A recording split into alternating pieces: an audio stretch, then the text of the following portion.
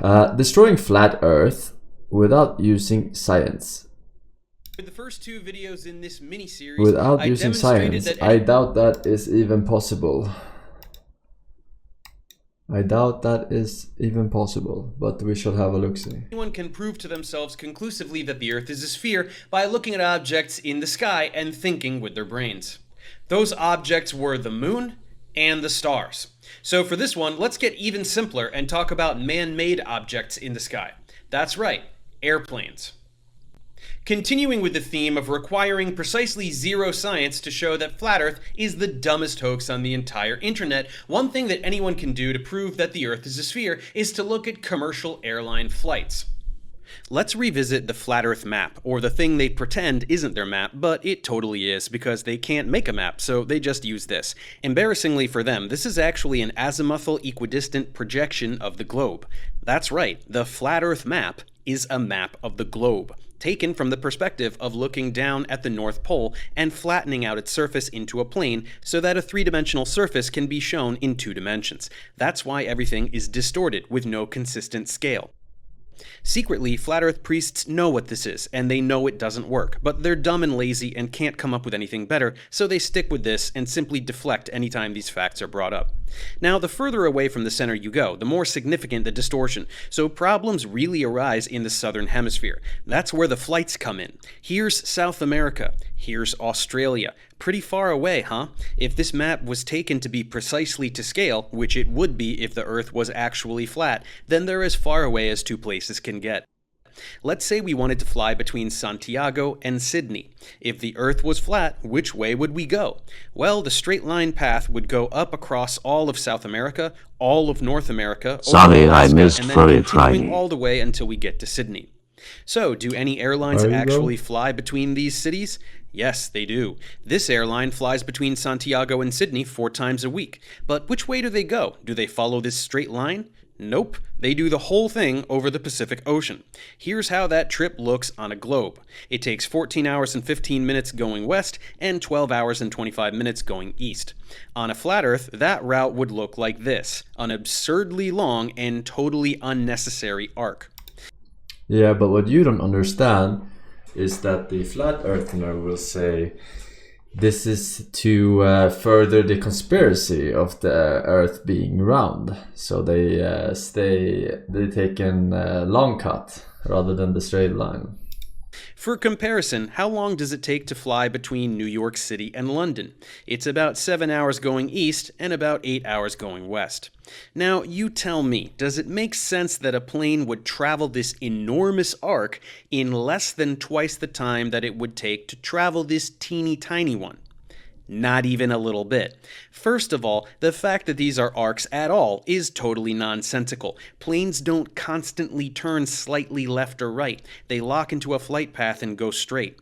Flat earthers like to whine about how planes don't constantly dip down to match the curvature of the Earth, but that's because they have no clue how planes work, since they maintain constant altitude, and altitude conforms to the curvature of the Earth.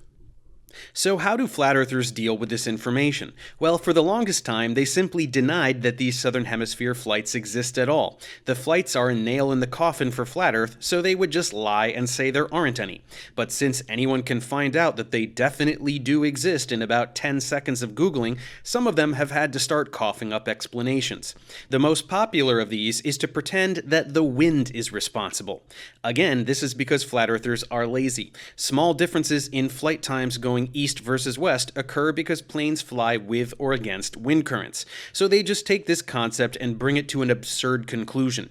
They will evoke currents of several hundred miles per hour, which would be a world record hurricane, and pretend that the plane is somehow At least traveling when you're twice as going fast to as finish usual the without anyone Minecraft noticing. runs, There are we'll several have 3 problems. years worth First of all, of this new boost games. from the imaginary Furry wind games, still isn't that is. anywhere near enough. This arc is stupid long. The plane would have to be going several thousand miles per hour, and planes don't do that. Second, this flight goes both directions. But also, now he's using science. He's using wind speeds. Okay.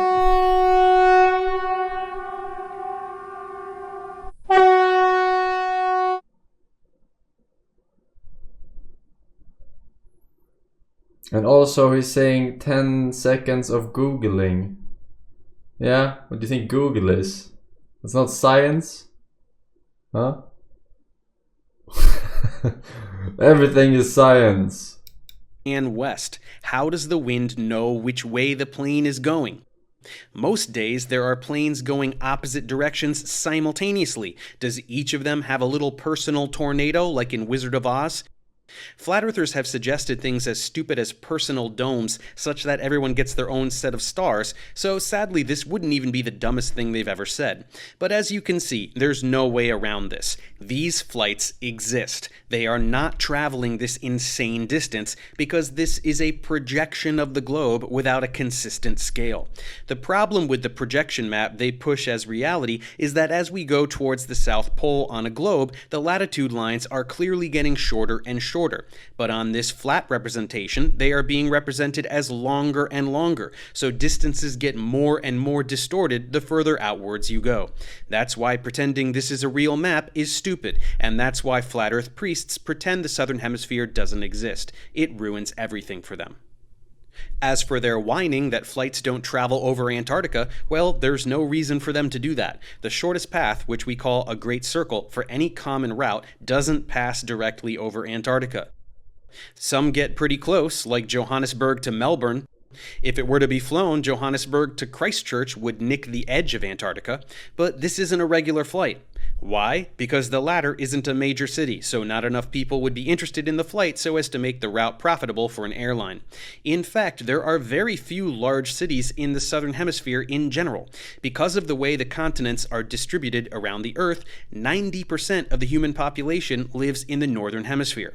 But much to the dismay of flat earth priests, the southern hemisphere still exists, and its existence is single-handedly enough to make them cry like toddlers that found out the Easter Bunny isn't real. So that's it. Airplanes. Ask any airline pilot what the shape of the Earth is, and you want to laugh some more at this stupid, hopeless moron. To everyone else, I hope COVID ends real. Moron. A bathtub tenant for 1 year. Almost the force I've set for 1 year. So can you visit me now? Yes, I can. I did.